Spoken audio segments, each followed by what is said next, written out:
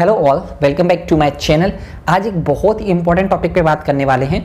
आज का जो हमारा टॉपिक होने वाला है वो सेंट्रल लिमिट थ्योरम होने वाला है, ठीक है। लेकिन अगर आपको सेंट्रल लिमिट थ्योरम का कंसेप्ट पढ़ना है तो उससे पहले 2 से 3 टॉपिक आपको पता होने चाहिए। जैसे नॉर्मल डिस्ट्रीब्यूशन का जो कंसेप्ट है वो भी इस वीडियो में हम डिस्कस करेंगे, एंड एरिया को लेके काफी सारे क्वेश्चंस आपके एग्जाम में आते हैं, वो भी मैं बताऊंगा कि उनके आंसर्स आपको कैसे देने हैं, ठीक है। इसके अलावा स्क्यूनेस का जो कंसेप्ट है वो पढ़ेंगे बहुत डिटेल में, उससे रिलेटेड कैसे क्वेश्चंस एग्जाम में आते हैं वो भी मैं आपको बताऊंगा, एंड स्टैंडर्ड एरर का जो कंसेप्ट है वो भी पढ़ेंगे। क्योंकि अगर आपको सेंट्रल लिमिट थ्योरम पढ़नी है तो ये जितने भी मैंने आपको टॉपिक बोले वो सब एक दूसरे से कहीं ना कहीं रिलेटेड है, ठीक है। ये थोड़ा सा अबाउट मी, एंड हाँ, अगर आप पहली बार हमसे जुड़े हो तो चैनल को सब्सक्राइब करो, बेल आइकन को भी दबा देना, एंड प्लीज जितना हो सके वीडियो को शेयर किया करो और वीडियो को प्लीज लाइक करो, ठीक है। तो चलो हम स्टार्ट करते हैं। सेंट्रल लिमिट थ्योरम से पहले आपको नॉर्मल डिस्ट्रीब्यूशन का जो कंसेप्ट है वो पता होना चाहिए, ठीक है। बहुत इंपॉर्टेंट कंसेप्ट है। अब एक आपको एग्जांपल से मैं समझाता हूँ। जैसे ये आपकी टोटल पॉपुलेशन है, अब उस पॉपुलेशन पे क्या है, किसी का पर्टिकुलर वेट ज़्यादा होगा, किसी का पर्टिकुलर आपका हाइट ज़्यादा होगी, सबका सेम तो होगा नहीं, पर्टिकुलर वेट भी सेम हो, हाइट भी सेम हो, या ये सारी चीज़ें जो करेक्टरिस्टिक्स हैं पॉपुलेशन की वो डिफरेंट होंगी। तो इसी के अकॉर्डिंग एक हम सर्वे कंडक्ट कराना चाह रहे थे जो बेसिकली हाइट को लेके है कि पर्टिकुलर हमारी जो कंट्री पे हाइट क्या है कितने लोगों की। तो आपने देखा कि कुछ लोगों की जो हाइट है 160 है, ठीक है, 160 सेंटीमीटर है। कुछ लोगों की जो हाइट है 165 सेंटीमीटर है। कुछ लोगों की जो हाइट है उससे भी ज़्यादा है, 170 सेंटीमीटर। कुछ लोगों की हाइट जो है 175 सेंटीमीटर है, सॉरी, ठीक है। इसी तरीके से 155 सेंटीमीटर भी होगी कुछ लोगों की हाइट, इसी तरीके से 150 भी होगी, इसी तरीके से 145 भी होगी। अब जब आपने इस पर्टिकुलर जो भी आपका डेटा आ गया उसको फ्रीक्वेंसी या फ्रीक्वेंसी पॉलीगन में कन्वर्ट किया, एक फ्रीक्वेंसी बनाई, तो वो जो आपकी फ्रीक्वेंसी पॉलीगन में जब आप उसको कन्वर्ट करोगे या फ्रीक्वेंसी बनाओगे तो जो आपको मिलता है उसको आप बोलते हो नॉर्मल डिस्ट्रीब्यूशन या वेल शेप्ड कर्व, ठीक है। मोस्टली ये एक अजम्पशन है कि जितने भी नेचर में वेरिएबल्स हैं उनका जो शेप होगा वो कहीं ना कहीं बेल शेप्ड कर्व में ही होता है, ठीक है। तो अब जैसे ये 160 सेंटीमीटर क्या बताता है आपका कि जो एक कंट्री है जिसमें जो सबसे ज़्यादा हाइट के जो मतलब सबसे ज़्यादा लोग जो हैं वो 160 सेंटीमीटर हाइट के हैं, ठीक है। इस तरीके से अब हम थोड़ा सा इसकी प्रॉपर्टी के बारे में बात कर लेते हैं, ठीक है। अब देखो प्रॉपर्टी क्या होती है, वेल शेप्ड होता है, मैंने ऑलरेडी बता चुका हूँ, और मीन मीडियन मोड इक्वल होते हैं। इस जगह आपका मीन मीडियन मोड जो होगा वो तीनों इक्वल होंगे। नॉर्मल डिस्ट्रीब्यूशन कर्व जो है यूनी मॉडल होता है जहां पे सिंगल मोड होता है, सिमेट्रिकल इसको बोलते हैं। ये क्वेश्चन आपके एग्जाम में कई बार पूछा गया है।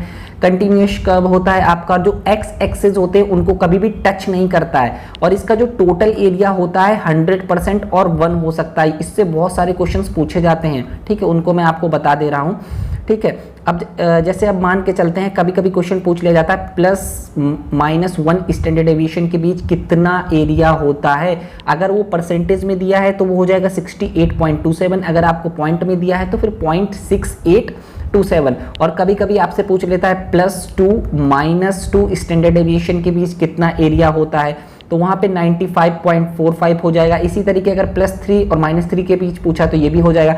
लेकिन काफ़ी टाइम देखा गया है कि क्वेश्चन आपसे ऐसे पूछ लिए जाते हैं +1 और -2 स्टैंडर्ड डेविएशन के बीच नॉर्मल डिस्ट्रीब्यूशन में कितना एरिया होता है। फिर आपको क्या करना होगा, इसको ऐड करना होगा, इस एरिया को, इस एरिया को, इस एरिया को, ठीक है। देन आपको आंसर मिलेगा, सिंपल सा।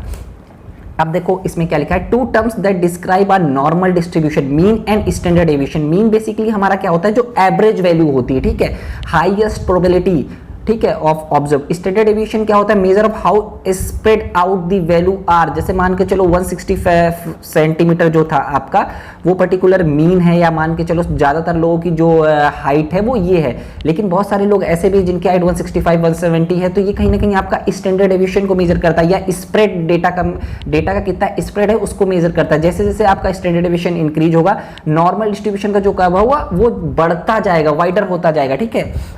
को अब हम स्टार्ट करते हैं सेंट्रल लिमिट थ्योरम, जो कि कहीं ना कहीं जो आपका नॉर्मल डिस्ट्रीब्यूशन कर्व है उसको यूज करता है, और ये 2 चीजें बोलता है। पहली चीज ये बोलता है, एक एग्जांपल से भी बता रहा हूं, एक नॉर्मल आपको बता रहा हूं, कि अगर जो पॉपुलेशन का डिस्ट्रीब्यूशन नॉर्मल है तो आपका जो सैंपलिंग का डिस्ट्रीब्यूशन होगा या जो सैंपल आप लोगे उसका जब आप डिस्ट्रीब्यूशन बनाओगे वो भी नॉर्मल होगा। वो किसी भी आपके सैंपल साइज में, चाहे आपका सैंपल साइज ज़्यादा हो या सैंपल साइज आपका कम हो।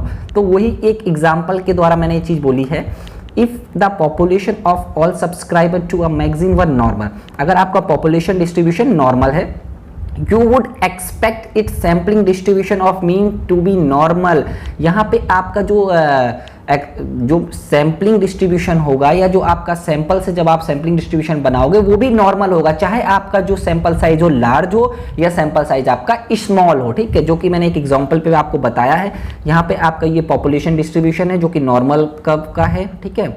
अब इसके बाद होता क्या है, आपने एक सिंपल रैंडम सैम्पलिंग या रैंडम सैम्पलिंग का यूज करके, अगर रैंडम सैम्पलिंग पे मैंने एक वीडियो बनाया सैम्पलिंग टेक्निक पे, अगर आपने वो नहीं देखा है जाके देख लो, मैं आई बटन पे उसका लिंक दे दूंगा, बहुत अच्छे से चीज़ों को एक्सप्लेन किया है। तो इस पे क्या बताता है कि अगर आप रैंडम सैम्पलिंग यूज कर रहे हो तो आप सैंपल साइज चाहे 2 लो, चाहे आप 6 लो, चाहे आप 16 लो, चाहे आप 32 लो, जो आपका पर्टिकुलर सैम्पलिंग डिस्ट्रीब्यूशन होता है वो कहीं ना कहीं नॉर्मल होता है। लेकिन जैसे जैसे आप पर्टिकुलर सैंपल साइज को इंक्रीज करते जाते हो तो जो पीकनेस होती है, ठीक है, या पीकनेस जो होती है या जो डेटा का स्प्रेड होता है, पीकनेस जो होती है वो आपकी बढ़ती जाती है और जो डेटा का स्प्रेड होता है वो कम होता जाता है, ठीक है, ये टर्म ध्यान रखिएगा।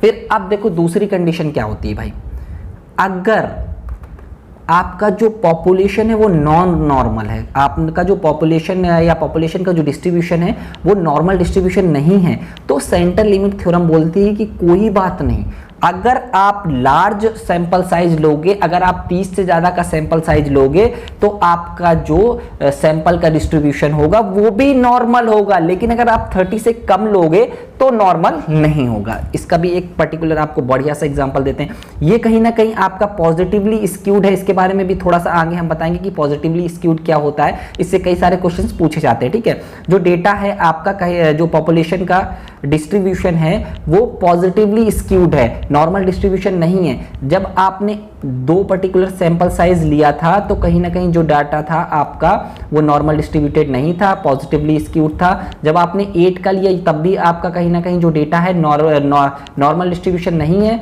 पॉजिटिवली स्क्यूड है इस पे भी। लेकिन जब आपका जो सैंपल साइज जैसे जैसे बढ़ता जाएगा, जब आप सैंपल साइज 30 से ज़्यादा लोगे तो वो भी आपका नॉर्मल डिस्ट्रीब्यूशन में कन्वर्ट हो जाएगा, ठीक है, नॉर्मल डिस्ट्रीब्यूशन कब में कन्वर्ट हो जाएगा।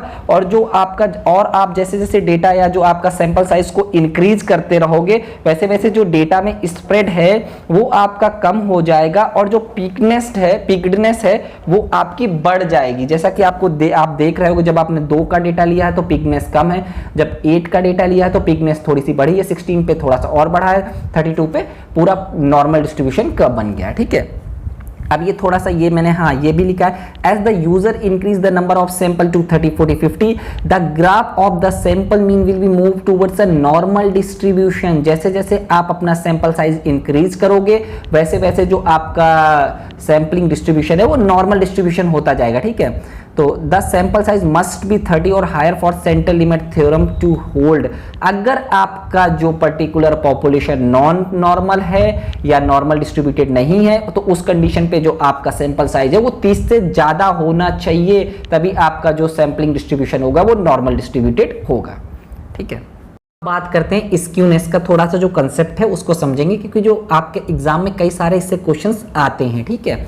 तो देखो जब हम बात करेंगे ये आपका जो नॉर्मल डिस्ट्रीब्यूशन कर्व है, यहाँ पे आपका प्लस इन्फिनाइट से माइनस इन्फिनाइट के बीच में सारी वैल्यूज होती हैं और इसका जो टोटल एरिया है 100% या 1 के बराबर होता है। आपको ऑलरेडी मैं बता चुका हूँ, जब आपका नॉर्मल डिस्ट्रीब्यूशन होगा तो उसको आप सिमेट्रिक डिस्ट्रीब्यूशन भी बोलते हो और वहाँ पे आपका मीन मीडियन मोड जो होता है वो इक्वल होता है। अब बात आती है स्क्यूनेस का, जिसको आप बोलते हो लैक ऑफ सिमेट्रिक, ठीक है, लैक ऑफ सिमेट्रिक। तो अब हम बात करेंगे पॉजिटिवली स्क्यूड की। जब पॉजिटिवली स्क्यूड की बात करेंगे तो उसको आप राइट स्क्यूड भी बोलते हो। वहां पे आपका मीन की जो वैल्यू होगी सबसे ज्यादा होगी, देन आपका मीडियन होगा, देन मोड होगा। फिर बात होती है निगेटिवली स्क्यूड या लेफ्ट स्क्यूड। वहां पे आपका जो मीन की वैल्यू होती है सबसे कम होती है, ये पूछा गया क्वेश्चन, और मीडियम की वैल्यू जो होती है वो मीन से ज्यादा होती है और सबसे ज्यादा जो वैल्यू होती है वो मोड की होती है, ठीक है। देखो अब हम चलते हैं सेंट्रल लिमिट थ्योरम में वापस से, बहुत इंपॉर्टेंट चीजें डिस्कस करेंगे। देखो जो मीन होता है आपके सैंपल का वो कहीं ना कहीं जो इंटायर पॉपुलेशन के मीन के बराबर होता है, ये सेंट्रल लिमिट थ्योरम बोलती है। वो कैसे? If you calculate the mean of multiple samples of the population, add them up and find their average, the result will be estimate of the population mean. यही सेम चीज आपके standard deviation के साथ भी होती है। जब आप जो सैंपल का स्टैंडर्ड डेविएशन निकालते हो, जब आप उसका एवरेज निकालते हो, वो आपके जो इंटायर पॉपुलेशन के स्टैंडर्ड डेविएशन है उसके बराबर होता है। ठीक है। हाँ, इससे पहले मैं एक वीडियो और प्रोवाइड कर चुका हूँ जिसपे मैंने बताया पॉपुलेशन मीन को क्या बोलते हैं, सैंपल मीन को क्या बोलते हैं, सैम्पलिंग फ्रेम क्या होता है, और जितने भी टर्म्स हैं सैम्पलिंग से रिलेटेड उन्हें बहुत डिटेल में डिस्कस किया है। आप अगर वो वीडियो नहीं देखे हो तो आई बटन पे मैं आपको उसका लिंक दे दूंगा, आप जाके देख लो। ठीक है। अब ये टर्म है जो कि बहुत पूछा जाता है एग्जाम में, एग्जाम के पर्सपेक्टिव से बहुत इंपॉर्टेंट है ये।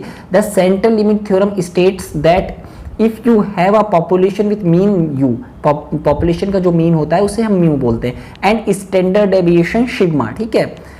And take sufficiently large random sample, हमेशा ध्यान रखना जो आपका सेंट्रल लिमिट थ्योरम होता है वो रैंडम सैंपलिंग का यूज करता है from the population. The distribution of the sample mean, यहाँ पे सैंपल डिस्ट्रीब्यूशन की बात हो रही है, for sample size n has mean mu, जो हमने ऑलरेडी डिस्कस किया है, जो आपका सैंपल का मीन है वो कहीं ना कहीं पॉपुलेशन के मीन के बराबर होगा। जो स्टैंडर्ड डेविएशन होगा वो आपका होगा sigma divided by root n, जिसे हम लोग स्टैंडर्ड एरर बोलते हैं। इस पे और हम एक अच्छा से वीडियो आपको बनाएंगे आगे, वो देखिएगा और डिटेल में। अब ये थोड़ा सा एक छोटा सा एग्जांपल है, अगर आप चीजों को समझे होंगे तो इजीली कर लेंगे। देखते हैं कितने लोग इसका आंसर दे पाते हैं। ठीक है। तो देखो हम चीजों को समराइज करते हैं आपके लिए, छोटा सा जो मैंने जितनी भी चीजें बोली हैं वो सारी चीजें आपको बताते हैं क्या क्या एक्चुअली सेंट्रल लिमिट थ्योरम बोलता क्या है। सिंपल सा देखो, सेंट्रल लिमिट थ्योरम ये बोलता है अगर जो आपका पॉपुलेशन है वो नॉर्मल डिस्ट्रीब्यूटेड है तो आपका सैंपल साइज कुछ भी हो वो आपका सैंपलिंग डिस्ट्रीब्यूशन जो होगा वो नॉर्मल डिस्ट्रीब्यूटेड होगा। ठीक है। अगर आपका जो पॉपुलेशन है नॉर्मल डिस्ट्रीब्यूटेड नहीं है या नॉर्मल डिस्ट्रीब्यूशन नहीं है आपके पॉपुलेशन पे, पॉपुलेशन डिस्ट्रीब्यूशन पे, तो फिर उसके बाद क्या होता है कि कोई दिक्कत नहीं, आपका जो सैंपल है वो नॉर्मल डिस्ट्रीब्यूटेड हो सकता है, सिर्फ आपका जो सैंपल का जो साइज है वो लार्ज होना चाहिए, या जो सैंपल का साइज है वो 30 से ज्यादा होना चाहिए। सिंपल सा। ठीक है। इतना है। और एक चीज और है कि जैसे जैसे आप सैंपल का साइज इंक्रीज करते जाते हो, जो पीक्डनेस है वो आपकी बढ़ती जाती है नॉर्मल डिस्ट्रीब्यूशन की, और दूसरा क्या है जो स्प्रेड है डेटा का वो कम होता जाता है। ये एक छोटा सा एग्जाम्पल है, आप लोग इसको पढ़िएगा, बहुत अच्छा एग्जाम्पल है। चीजें आपको और अच्छे से समझ आएंगी कि सेंट्रल लिमिट थ्योरम आप क्यों यूज करते हो। ठीक है। फिर एक ये क्वेश्चन है, इसका आंसर देने की कोशिश करिएगा, बहुत सिंपल सा क्वेश्चन है, देखते हैं कितने लोग आंसर दे पाते हैं। एंड हाँ यार, प्लीज वीडियो को शेयर किया करो, जितना हो सके शेयर करो, क्योंकि यार थोड़ा सा उससे दूसरों को भी हेल्प होगी। एंड प्लीज वीडियो को लाइक किया करो, चैनल को सब्सक्राइब करो अगर आप पहली बार जुड़े हो, और बेल आइकन को प्रेस करो। Thank you.